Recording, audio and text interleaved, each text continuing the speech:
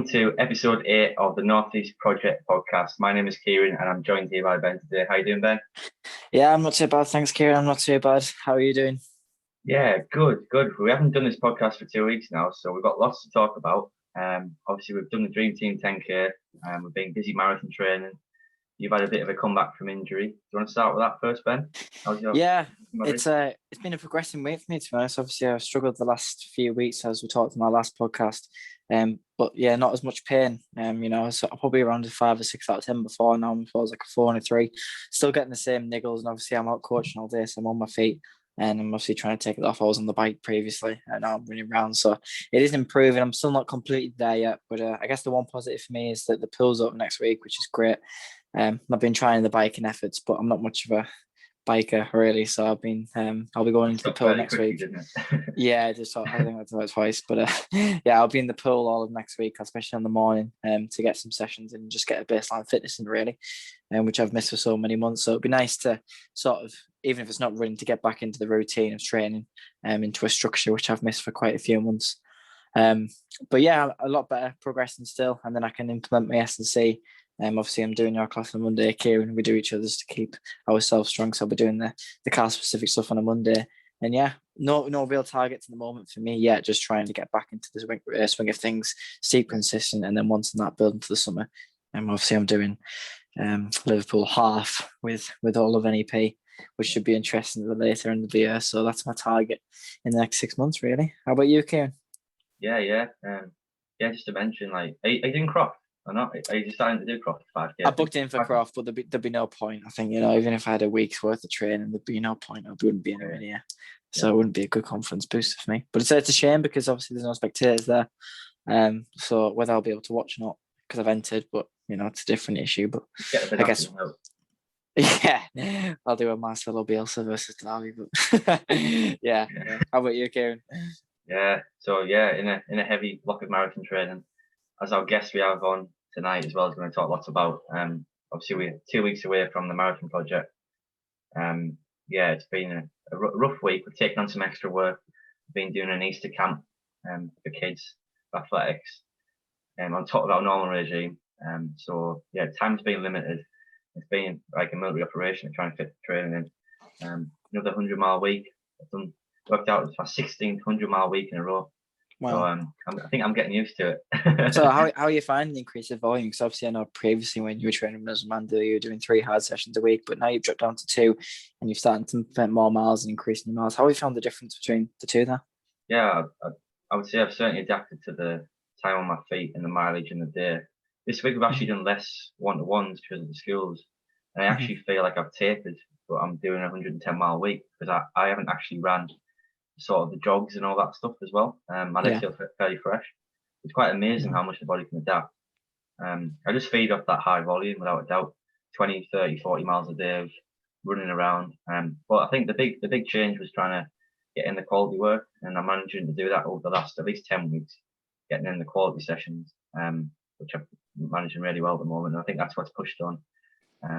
Obviously, we had some quite good performances at the Dream Team 10K. Managed to break 30 minutes at the 10K on Saturday, which was like an 11-year dream goal for me. Yeah, I was going to say that must be so amazing for you. I mean, obviously, I know you've broke quite a few records over the last few months in terms of your own personal best, but be able to beat that, I know you've had that target in your bedroom, haven't you, with the science 30 since 2019. It'll take forever to run down the stairs. And then you change it to 2020 and 2021. So that's a massive achievement for you, Kieran. I guess it's just about where you push to next. I mean, you're on a linear progression at the moment and just see where you go. Yeah, just one of those stupid targets really that you never think you're going to hit, but you hang up on your wall. We all do it, don't we? Write things down and never hit them. It's quite magic to hit something like that. Yeah, it's a major target, isn't it? It's like your sub 25k, but obviously sub 30 10k is a massive achievement. So obviously double the distance, running the same pace. I never broke 15 for 5k until that race. So I did it in the second 5k, the 10k. So yeah, that's interesting, isn't it? It's unbelievable. But to be fair, I mean, that miles that you've put in, all the hard work in the last few months, you completely deserve it. And to be honest, I mean, I know you had a little bit of a mini taper, didn't you? But you didn't really drop the miles that much. No, we've done quite a few events. As our guest today will talk about. If you've been in NEP, you would have done an event, maybe a couple of events a month. So most clubs probably haven't raced or done anything for a while. We've been doing quite a lot of events virtually.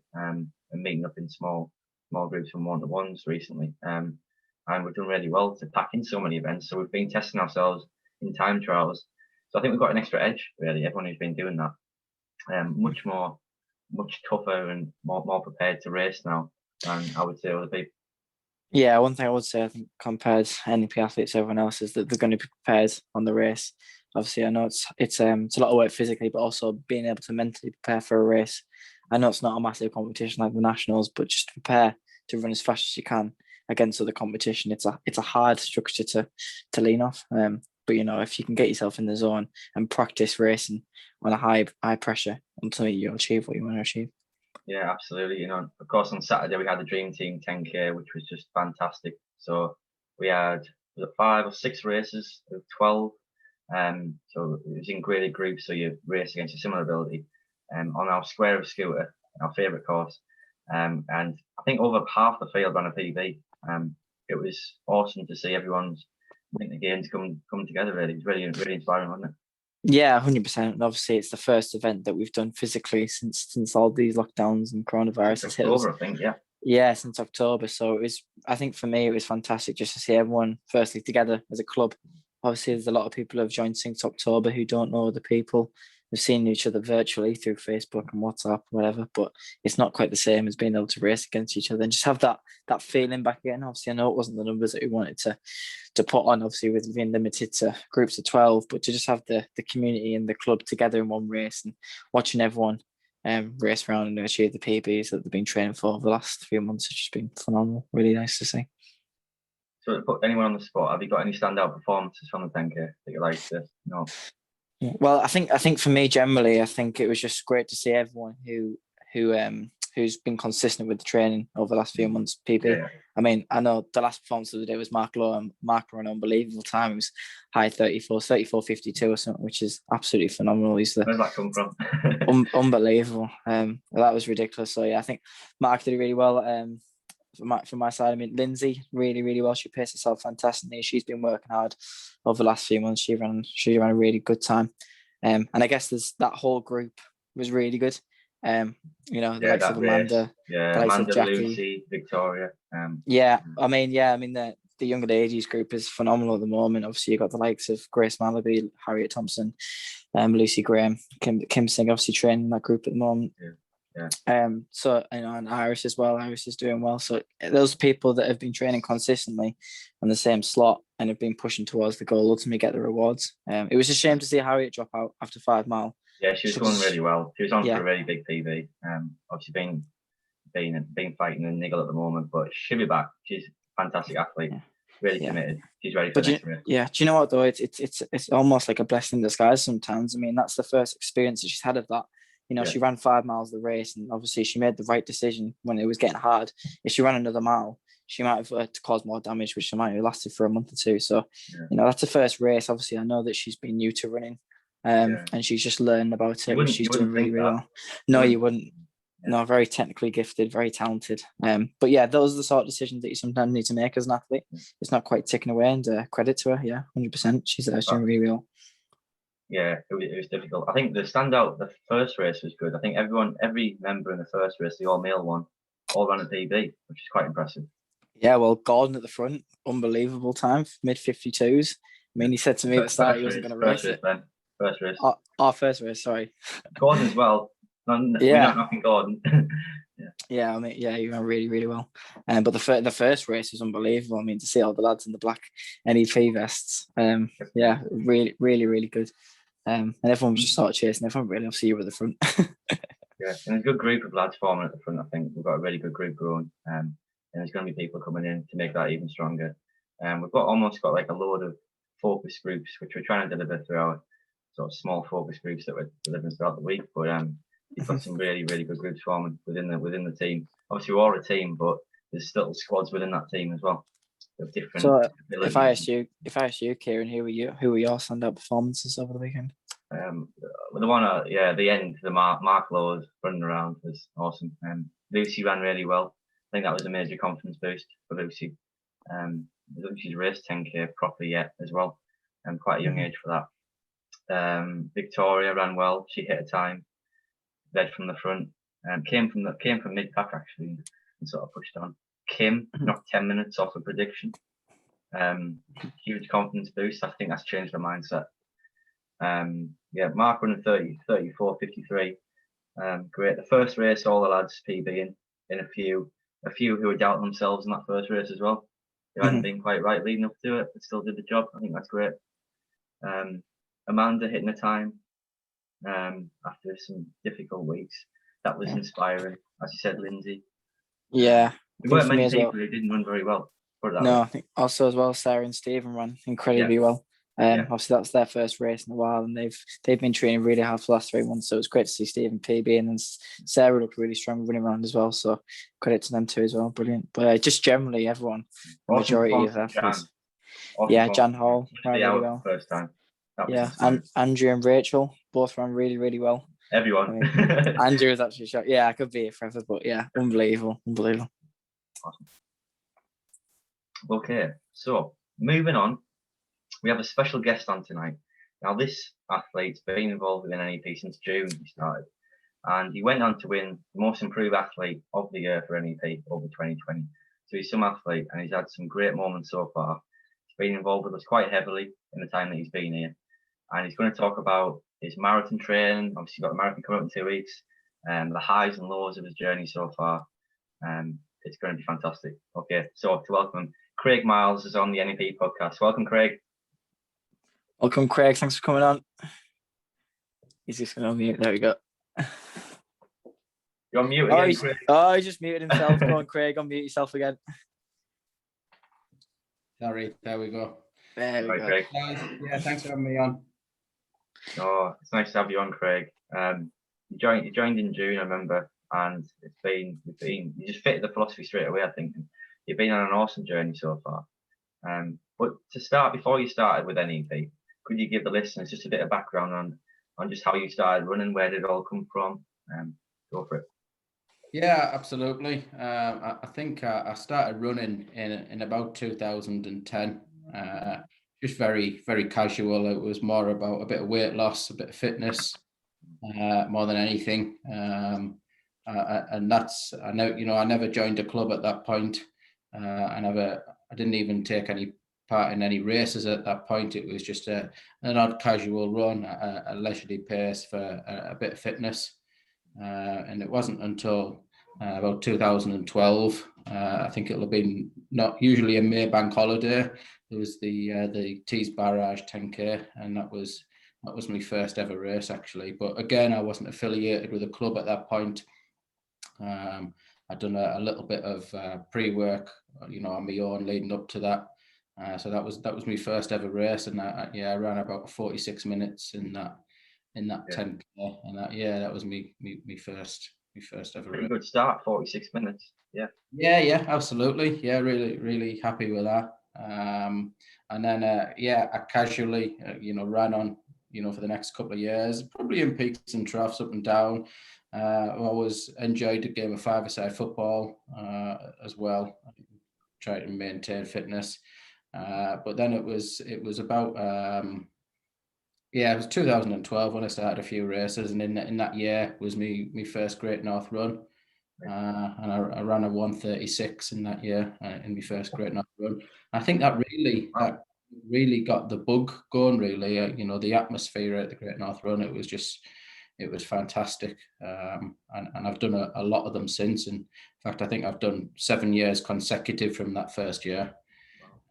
Missed last year due to COVID, and then the year before that due to injury. But other than that, I've done every one since 2012. Well, that's a solid time on 36 at the start. I know you've went on and done other things since, but it's pretty good at the start, really. Yeah. So obviously you joined us in like June time, I think, Craig, is that right? Yeah, that's right. What sort of caused that change in joining a proper club like us?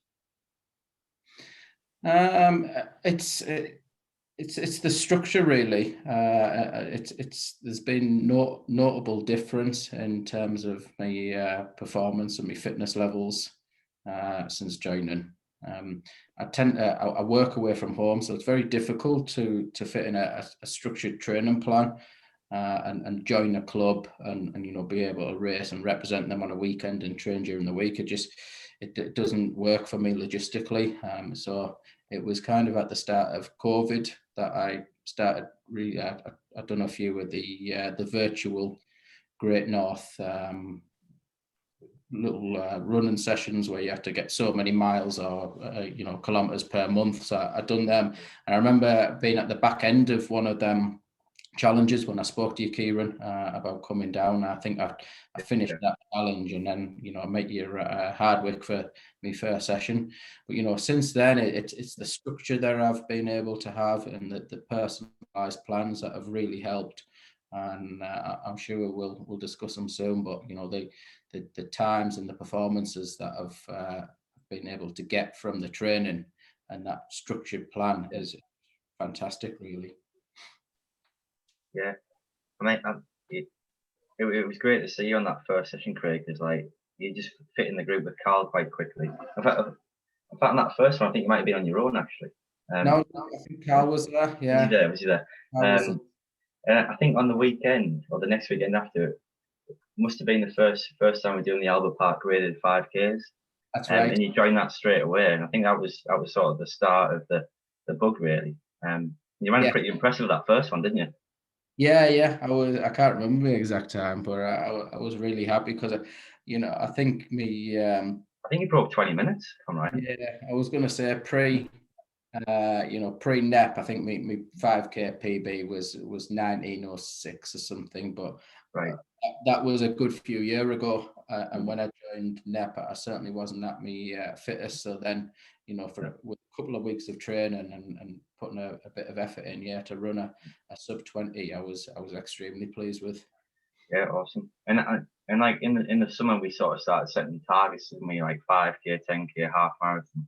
So would you like to tell we keep resetting this, and you kept saying that's it. But would you like to tell the listeners how that first goal setting period went, maybe over the late summer, like August, September? Yeah, I think and you mentioned it then earlier. I think Ben was saying you always have these targets of like a sub 20 5K, and which I kind of achieved, but I'd never been anywhere near a sub 40 10K. I think me PB prior to NEP was 41 and a half, so it was some time to take off.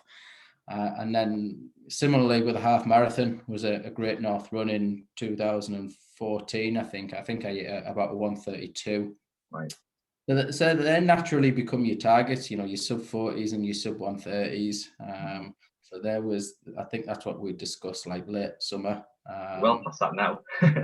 Yeah. Wasn't long ago. Yeah, absolutely, and there were my targets I was aiming for, and managed to hit them, and you're absolutely right, Kieran. I remember sitting outside with you in Hardwick. There was one Wednesday we managed to have a beer when the weather was nice, and I remember saying, I've got my targets now. I'm gonna hang my boots up and I'm done. But we set some new targets and we're still going. Yeah, I mean we hit. What was it, 127 in the half in September? 128, yeah. And you had a good 10K, good 5K. And then that sort of led to the coast to coast, didn't it? Where you ran a pretty big distance. And I think that was, if I'm right, probably the start of the ultra sort of vibe. It was, yeah. I think that September, I think in 3 weekends, I managed to run a 5K, a 10K, and a half PB. Yeah, that's right. Weekends on the bounce, and then we'd done the coast to coast, which was a fantastic weekend. I opened it up on the Saturday morning. I started from St. Bees in the dark with a head torch, and it was great. And I ran 50K that day, and like you say, that really was the start of the bug for the ultra and the longer distances. 50K, and it wasn't an easy 50K. It was a brutal 50K. Passes, yeah, they were brutal. Couldn't get much tougher. And then that sort of started the vibe for the marathon, didn't it? After that, but then we sort of started doing some virtual stuff. obviously we hit another lockdown, didn't we, in October to November. We did, yeah. But I think that's when you had possibly your best period. In that so. Yeah, I think I then ran early December. I think, it was very early December. We done another half marathon. Yeah. And I ran a sub 1:23. So that remains today my PB half. But it was probably one of my best times was around that period. Yeah, really impressive. In November we did a 10K, didn't we? What was that? 37, mid 37s, late 37s. Yeah, I think it was about a 37.5. Yeah, 37.20. That was a pretty big breakthrough, wasn't it? Yeah, it was. Absolutely. Yeah, it was really good at that point.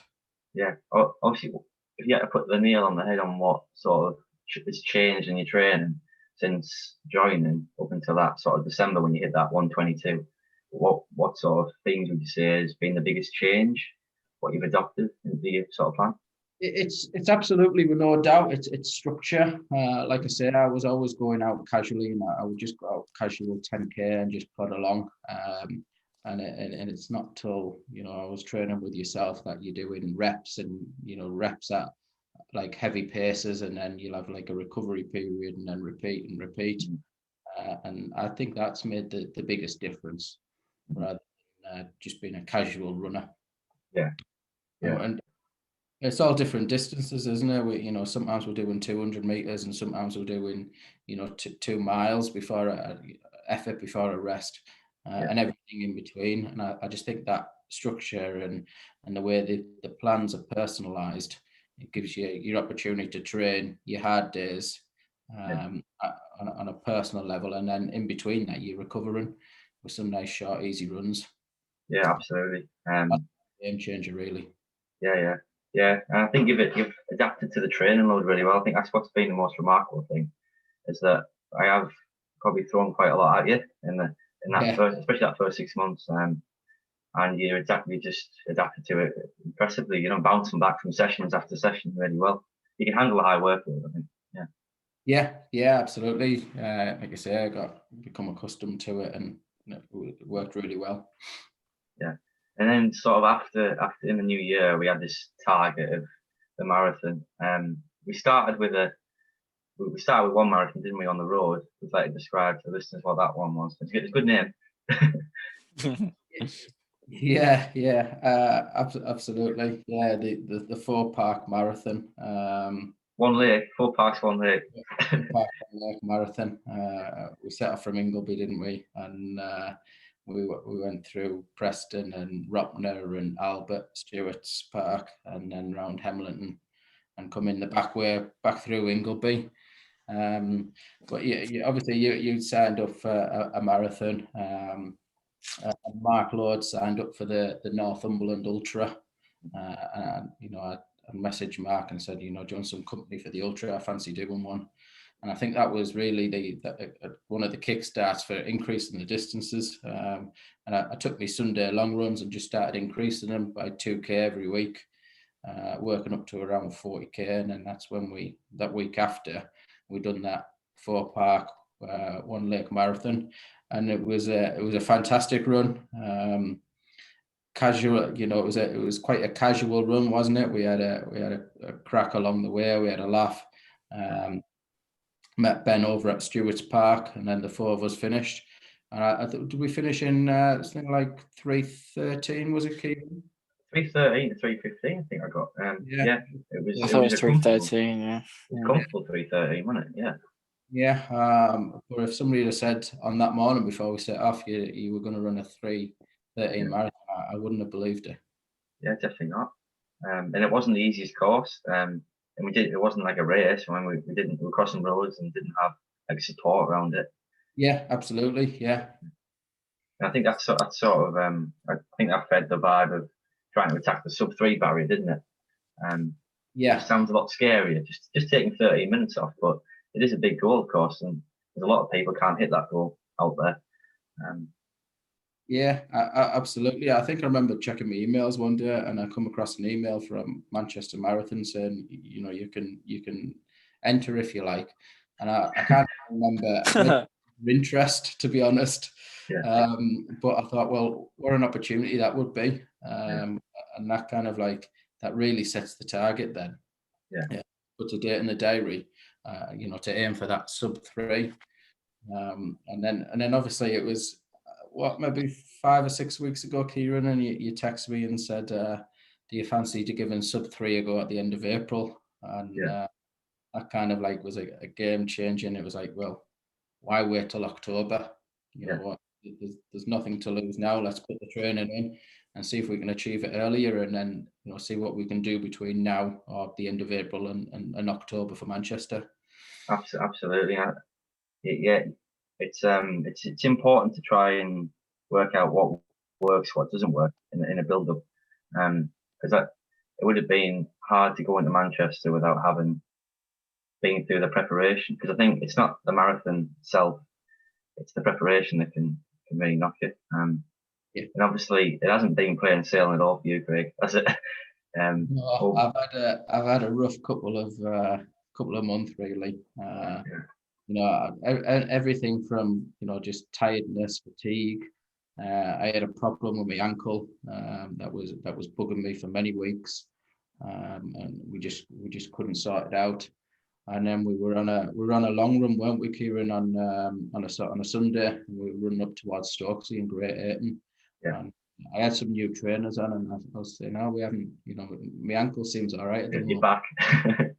It was just a point that it just clicked, and it was like, oh, perhaps the ankle's the shoes. So them shoes have never been on since, and the ankle's fine. But yeah, then I've been struggling with my back and groin, and it just seems one thing after another. But like you say, people have said before, your marathon training will tell you what your weaknesses are, and that's certainly been the case with me, actually. Absolutely, and the training is harder than the race itself, I think. We have done some crazy workouts as well. Like, we've been doing things at marathon pace for long distances. So I think some of the workouts we've done sort of 13 to 16 miles at marathon pace in one go. We've run like an easy 10 miles and then done efforts after that. Been trying to hit close to 20 for a few weekends now on our long runs, incorporating paces in there as well. And it's a really difficult. Not everyone does that strategy for a marathon. Like, a lot of people just run a lot of easy miles, then they do the shorter interval sessions and hope it all comes together. But we've really been focusing on that middle ground. And sort of from what I've read on it, I think a lot of people do struggle in the training aspect, but when you can taper down, it does come together. It does generally come together quite well if you can survive the training. It's a tough way to approach a marathon, and it's not what everyone does. We've had some brutal ones, haven't we? Yeah, and I've struggled. I tell you, the other thing that absolutely knocked me was the elevator. Elevator, that's a challenge we'll never forget. Yeah, took a while to recover from. In fact, I think I'm still recovering from the elevator. that was crazy. Yeah, caused an injury to stand it for a lot of the club. So the elevator was a challenge where we had to run as much elevation as we could in up to 1 hour or 2 hours. And Craig did 2 hours. It was mad. It was mad. And it was on a brutal hill as well, to Highcliffe and Hutton Hill and all that stuff. There's no messing about, was it? No, absolutely not. No, that was brutal. And like I say, I've just been struggling with fatigue for quite a bit. And I think you mentioned earlier on about the 10Ks just last Saturday. We were training a week on Tuesday, weren't we, Kieran? I had a chat with you at the end, and I said, look, Kieran, I'm done for a few days. I won't be coming to training on Thursday. I just needed to recover. I don't think I was in a great place in terms of motivation. I was struggling with training, heavy fatigue, and I had the Wednesday, Thursday, Friday off of last week. So wasn't going into the 10K with much motivation at all, and I managed to run a 10K PB actually on Saturday. So I was really proud of that. So I think it's just about balance in terms of getting that training workload and getting your recovery right. Yeah. I know. Go for Ben. No, I'm just saying, I know what you're saying there, Craig. Well, obviously you're going through ruts, and it's obviously not a smooth road for any athlete. You don't just go through periods of nice. I think what I want to ask you, Craig, is about when you do go through that rough period. What was the one thing that you sort of stuck to as like a regime to get you through it? Whether it was patience or like particular training structure that you got through, what would you recommend to other athletes going through a similar patch at the moment? I think, to be honest, I just kind of took the advice from Kieran. I would chat to him regularly about what pains and aches and fatigues I was having. And he would adapt me sessions. So there was, going back to that Tuesday, the guys were doing some like 4-minute efforts, and I just done like a bit of a tempo run. So just goes back to that point I was making earlier about personalized plans. So it's perseverance, really, and just patience and trusting the knowledge from yourself and Kieran, and trying to get ourselves sorted. Yeah, I guess obviously you're always training that group, but you're all similar paces anyway. You lads, there's like 6 or 7 here, but obviously there's different periods where people might be going through motivation ruts, or people might be going through a little bit of niggles or just general fatigue. So it's quite nice that you can all be personalised to your own sessions, but also train together as well. Which I'm assuming you've seen a benefit from, Craig. Yeah, absolutely, and it's great to have the groups back. Obviously, during the lockdown period, we were restricted to the one-to-ones. It's fantastic now, just being able to train with a group of lads that are very similar paces, and we can all push each other along and hopefully develop each other. Yeah, it's a fantastic group of individuals, and I think you're gonna push each other on. I think almost you got to be careful that you don't burn each other out as well, because obviously in a group atmosphere and in a group of lads, it can get, you can all try to beat each other in a workout. It's something we don't try to encourage, but it happens, doesn't it? When someone's feeling good, they push the pace. You better watch out for that. But overall, you did really well in the lockdowns, Craig. In the sessions that you did, you were consistent, just as consistent as anyone in the club, really. Yeah. And yeah, it's frustrating that we've had some troubles in the last few weeks, and I've been really struggling to pinpoint what's went sort of almost not wrong, but what's made it more difficult. We have certainly ran more mileage, and the specific sessions have been tougher. But I think it's not a time to panic. I think we've got a huge base in the last 9 months, and marathon's 2 weeks away. Like, we can't change much now. So everything that we've done.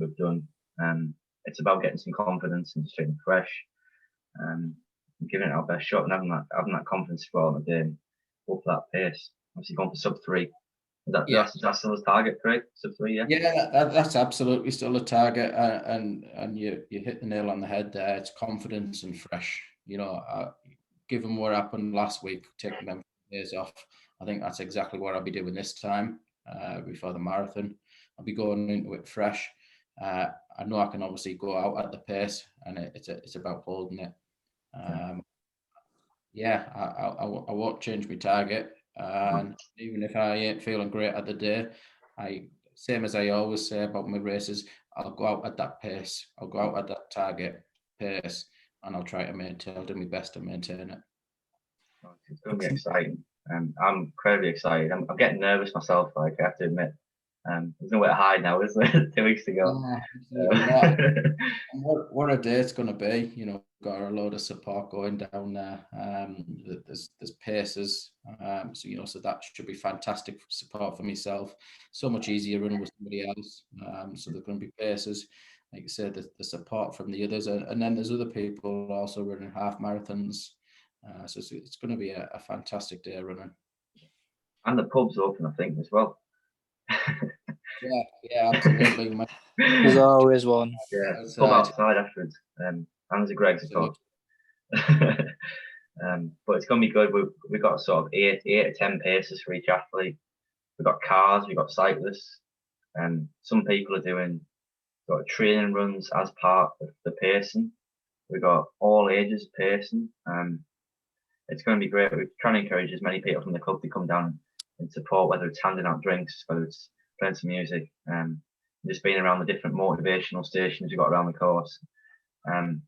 We can control everything but the weather. I think that's the only one thing. I haven't checked it yet, and I'm trying to avoid it, I think, but the one thing that can kill it is the wind, isn't it? If we can get a good day, I think we've got a great chance.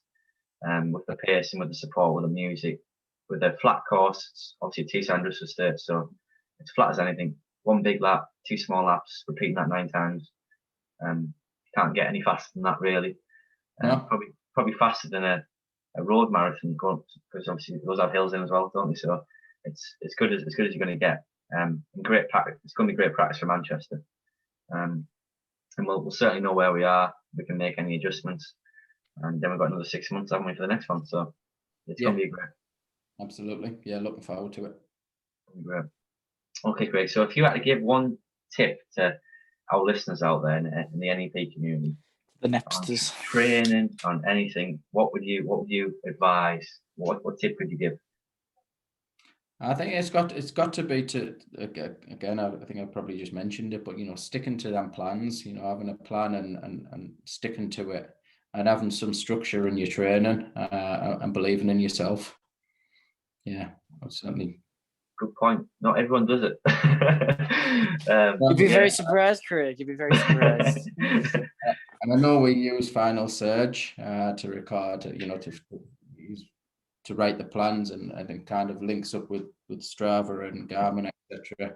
And you get everyone tries to strive at the moment for a green dot, which that they've hit the session as planned.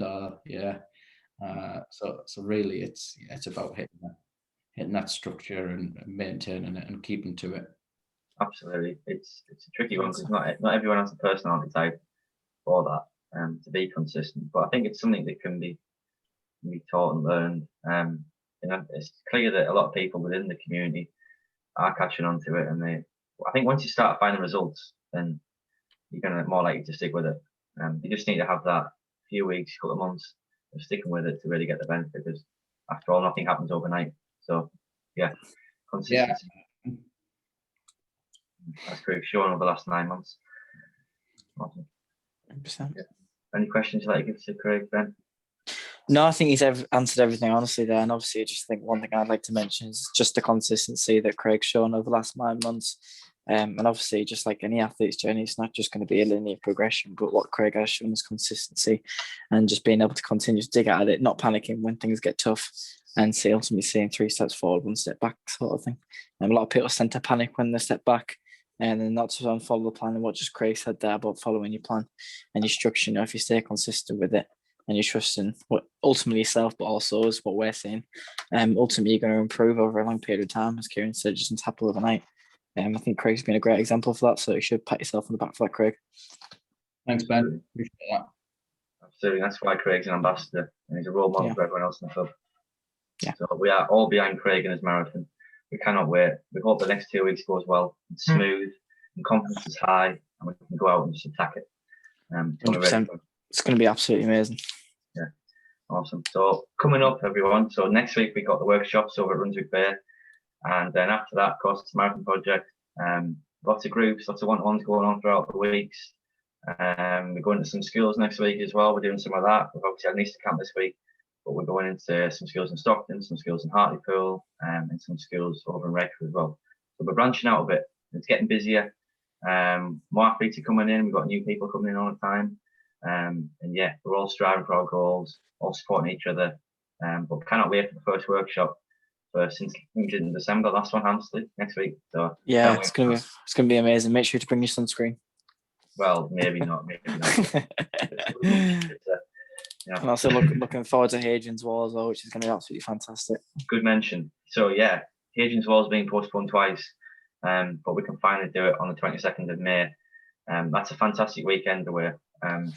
Saturday night out in Newcastle as well. Who's going to complain about that? 100%. Who would want to do that? I mean, there's a few people who are nervous about it. So if you have any questions, please do ask us, guys. It's not as nerve-wracking as it may seem. It's absolutely fantastic experience. It's not a race as such as well. You don't have to run absolutely flat out.